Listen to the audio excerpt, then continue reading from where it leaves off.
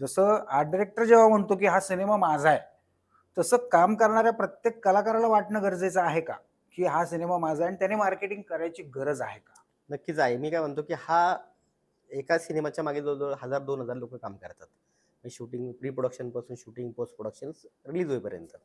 तर ज्या माणसांनी काम केलंय, तर मी तर नेहमी करतो. म्हणजे बरेच लोकं मला अतिशयोक्ती म्हणतात, "अरे इनामकी काय गरज आहे का? स्वतःची जाहिरात करता का?" म्हटलं, "भाई स्वतःची जाहिरातीचा विषय नाही, की हा चित्रपटाची जाहिरात आहे. पिक्चर मी भरपूर केलीत, अजूनही करायचे मग याच्यामध्ये प्रत्येकाने ती केली पाहिजे. म्हणजे मी मी काय म्हणेल माहिती आहे का? बऱ्याच वेळेस काय होतं आपले टेक्निशियन म्हणजे समजा टेक्निशियन लोकं किंवा कलाकार चित्रपट पाहतात आपले.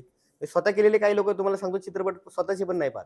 त्या टीमला मी सांगतो, की तुमच्या फॅमिलीसह तुम्हाला जर समजा एखाद्या सिनेमातून 50,000चं मानधन मिळाले, अख्ख्या सिनेमाचं, तुम्ही एक ₹2,000-3,000 तुमच्या फॅमिलीसाठी, जवळपासच्या मित्रांसाठी घालवले पाहिजेत.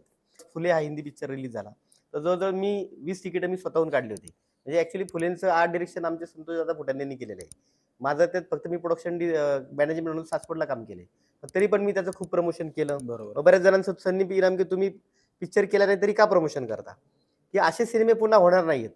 म्हणजे आचार्य अत्रेंनी केलेला महात्मा फुले, मध्ये आम्ही सत्यशोधक केला. आता हिंदी आज फुलेवरचा सिनेमा येतोय. मग याच्यात होतं काय, की हे सिनेमे मिस होऊ नयेत. तुंबाडसारखा सिनेमा होता, तो आला, नंतर पुन्हा रिलीज झाला. तसे म्हणजे असे सिनेमे आले, की चांगली कलाकृती लोकांपर्यंत पोहोचावी, हा माझा उद्देश असतो.